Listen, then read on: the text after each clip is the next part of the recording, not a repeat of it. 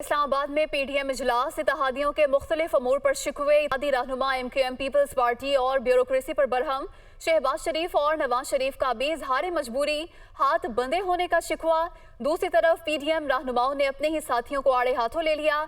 Governor Singh की तैनाती पर इत्तेहादी एमक्यूएम पर बरस पड़े। जरा के मुताबिक अवैस नूरानी ने गिला किया है कि कामरान टिसोरी की तैनाती पर किसी ने मशवरा तक नहीं किया। तफसीलात जानेंगे, नुमाइंदा दुनिया न्यूज़ जावेद हुसैन हमारे साथ मौजूद हैं। जी जावेद हुसैन, बताइएगा इस हवाले से।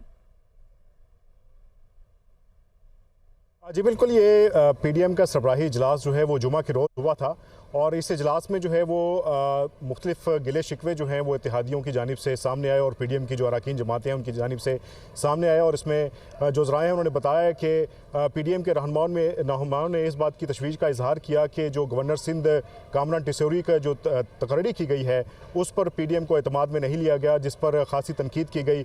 और ये कहा गया, जो कि ज़राए ने बताया कि जमीयत उलमा पाकिस्तान के रहनुमा हैं अवैस नूरानी, उनकी जानिब से कहा गया कि क्या एमक्यूएम के पास कोई ऐसा रहनुमा नहीं था जिसे गवर्नर के लिए नामजद किया जाता। कामरान टिसोरी जो हैं उन पर बहुत सारे इल्ज़ामात हैं और इस हवाले से उन्होंने ये भी कहा कि पीडीएम को जो है वो इस पर एतराज़ है और इस पर एतमाद में नहीं लिया गया।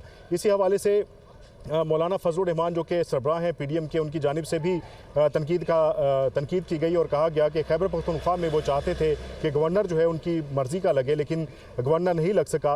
और इसकी वजूहात क्या हैं, कौन इसके पीछे है कि गवर्नर की तकरीर जो है उनकी मुशावरत से नहीं होती, जिस पर वीडियो लिंक पर मौजूद नवाज शरीफ ने यह कहा कि आपको भी इस बात का इल्म है कि ये तकरीरियाँ जो हैं वो क्यों नहीं हो पा रही।